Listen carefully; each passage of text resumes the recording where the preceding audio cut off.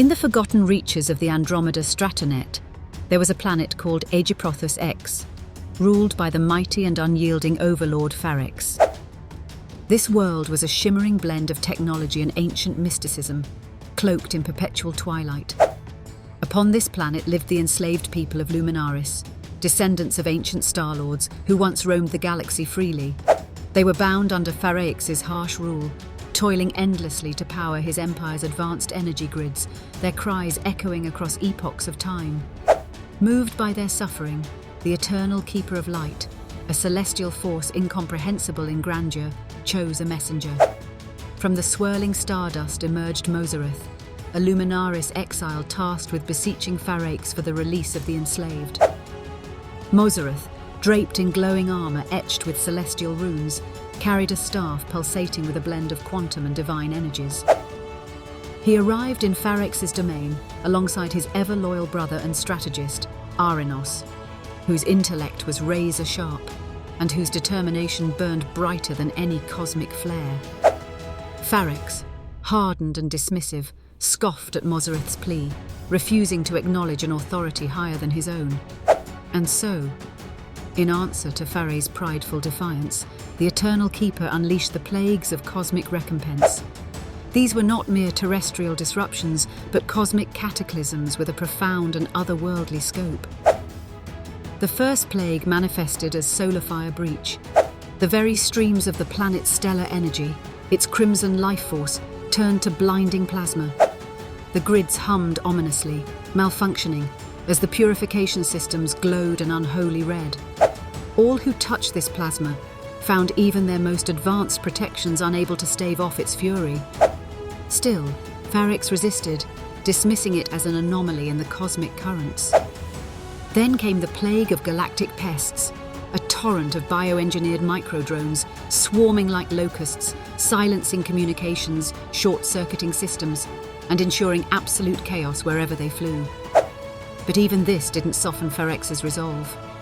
He blamed wayward programmers, even as his engineers quaked in terror. The third sent digitized haze across the planet. An impenetrable fog of digital static enveloped the surface, clouding sightlines and jamming navigational sensors. Advanced technology ground to a halt. Despite this, Pharax claimed it a simple weather disturbance, laughing at the Eternal Keeper's supposed power. But then, the universe cried out in agony. The fourth plague summoned Sunscream, an echoing cry of despair from the stars themselves. All inhabitants of Aegyprothus X who heard the sound clasped their ears in torment. Intergalactic migrations were disrupted, ships floated adrift, and still, Pharax stood unmoved. Then came the plague of Akashic shadows. Night and day blurred together as darkness poured from the realm of the void. Not a single photon of light could penetrate the shadow that engulfed the skies, leaving the people to wander blindly.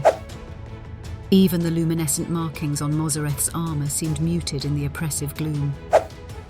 As the plagues unfolded, Mozareth stayed firm in his mission. He would confront Pharax endlessly, each time urging him to reconsider.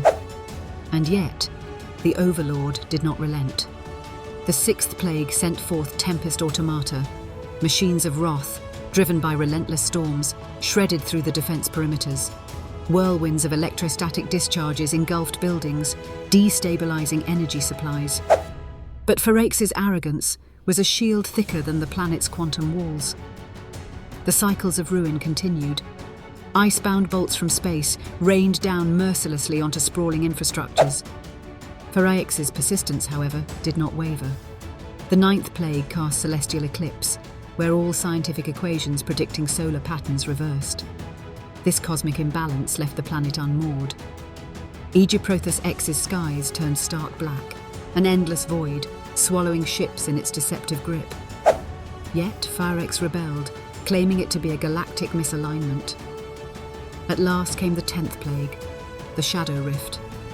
The Eternal Keeper unleashed a foe like no other, a void that devoured not flesh, but the very essence of life.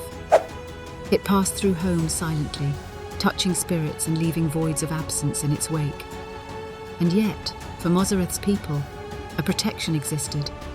They marked their dwellings with a radiant constellation symbol, activated by the staff Mosrith carried, producing a barrier of absolute protection.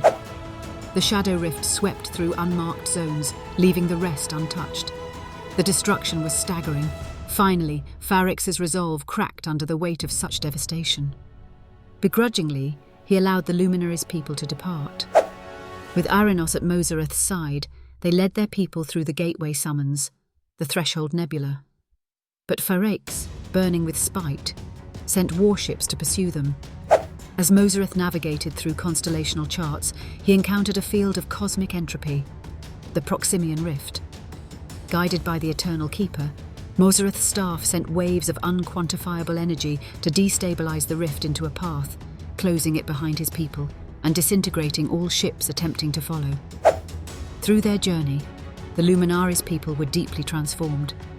No longer fugitives or prisoners, they had emerged as celestial voyagers, pursuing a future unseen, but faithfully embraced. And though the story of Farrix warns of the peril of foolish pride, the truth of Mosrith's devotion endures, testifying to the power of belief and justice in the endless scope of cosmic eternity.